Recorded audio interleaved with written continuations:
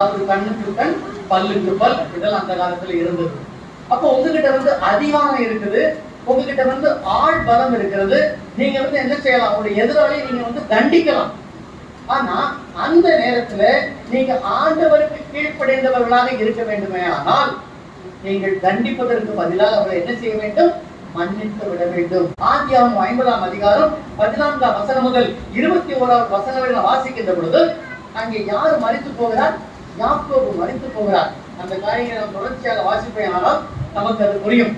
இப்ப யாரு பயப்படுறான், யாக்கோபுடைய மற்ற குமாரர்கள், அதாவது யோசேப்புவின் சகோதரர்கள் அங்கே பயப்படுகிறார்கள். எப்படி, நாம தான் இவனை தூக்கி வித்து போட்டோமே, கிணத்துல போட்டோமே, அடிமையா அடுத்தவர்களுக்கு வித்துட்டோமே, இப்ப அவன் என்ன செய்வான், நம்ம பழி வாங்குவான். நமக்கு சப்போர்ட்டா இருந்த நம்ம தகப்பனாக இன்றைக்கு நம்ம இடத்துல இல்லை. அதனால கண்டிப்பா யோசேப்பு என்ன செய்வான், நம்மள பழி வாங்குவான். பழி வாங்குதலை அந்த சகோதரர்கள் எதிர்பார்க்கிறார்கள்.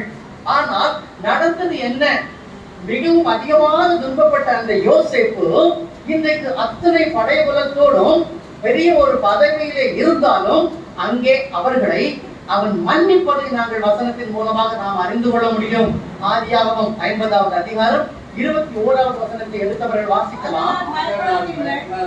ஆதலால் பயப்படாதிருங்கள், நான் உங்களையும் உங்கள் குழந்தைகளையும் பராமரிப்பேன். நல்ல கவனிங்க.